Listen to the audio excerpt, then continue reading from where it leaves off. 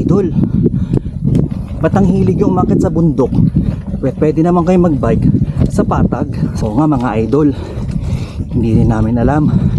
Pero idol, iba din kasi ang feeling pag umaahon ka ng bundok mga idol.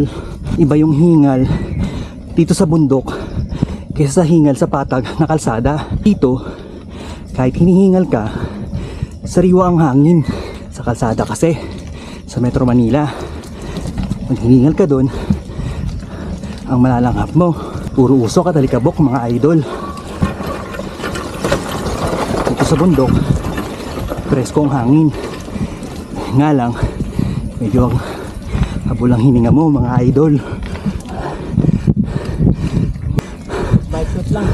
Step lang sir. Step. Okay ba mga idol? Sige, do what's doctor do to you.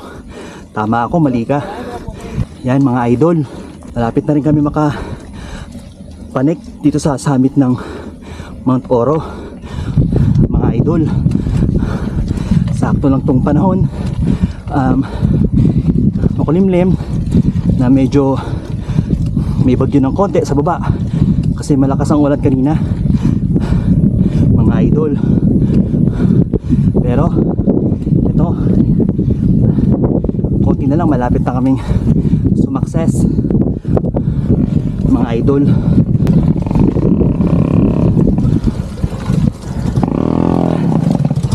Ano boss? Sari pa lang challenge dito mga idol, lalo na yung lubak. Kita nyo ba yan mga idol? Napakaputik at ang dulas ng daan mga idol. Pinipil ko pa rin maging in character mga idol, pero deep inside wasak na ako mga idol. Nakikita ko na yung tindahan sa paanan ng summit ng Mount Oro mga idol. Nga pala mga idol, pasensya na magulo yung video ko. Ang gulo ko kasi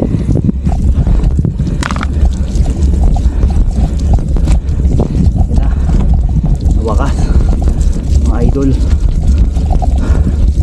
Dito tayo mga idol. Ayan. Yan mga idol, kasama rin natin